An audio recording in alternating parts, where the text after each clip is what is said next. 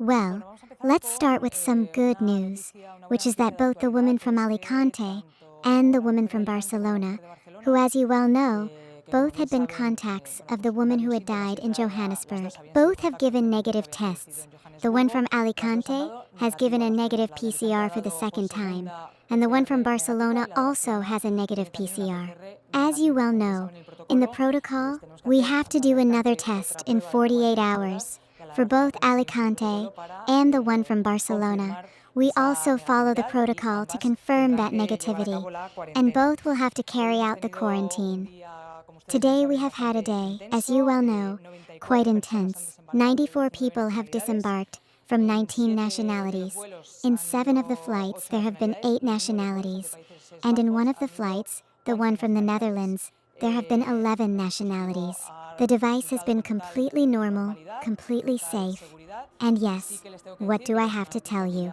It is already a news that I suppose you already know, that one of the people who was traveling in the flight from France has had symptoms, and as you well know, well, this is something that can be predictable at some point. Some of the passengers may have symptoms, as we have already found symptoms in some of the people who have had contact previously. And what we have to follow are the protocols. The French health authorities will continue to develop the different protocols. For tomorrow, we have, at 7 in the morning, the ship is going to refuel. It will be a few hours of refueling, and then an hour of getting used to it. And later in the afternoon, there are still 2 flights to come. The flight from Australia, in which 6 people will go, and the flight from the Netherlands, in which 18 people will presumably go, resulting in 34 people staying on the ship. So with this, we would complete tomorrow, since they will refuel in the morning. In the afternoon, all the passengers will go. Our advice is clear. Starting from May 10, 42 days with active follow-up, 42 days of quarantine. But it could be in a facility or at home. Of course, countries, we advise them, but at the end of the day, we don't impose. Countries follow their national guidelines, and based on the risk assessment, they can implement. But our guidance is very clear, and it has already been released. Do you have any response to the fact that there might be a country that is not going to follow those guidelines? That may have risks, but of course we don't force them except proposing.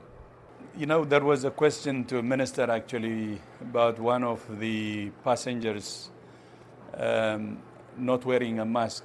I saw that in the picture also. It was hanging on one of his ears. And, you know, many of these passengers are elderly. And you can imagine how uncomfortable it could be when you have especially FFP2 masks.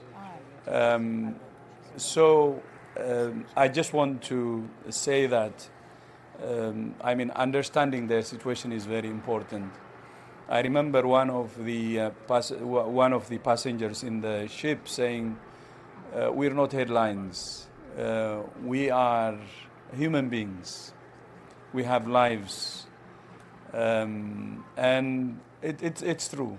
And they have families, their mothers, their fathers, or their children. Children and everything." Then, when it comes to this question. Of course, there could be symptoms, but it may not be even associated with hantavirus. Of course, it should be checked. But with age comes many health challenges. That was actually one of the concerns we had with this ship, because many of them are elderly and they have many other chronic conditions. And there could be symptoms associated with those. So there are symptoms. It doesn't mean that it's related to hantavirus. But of course, it may also be. But I know the French experts will do all that's needed to manage this.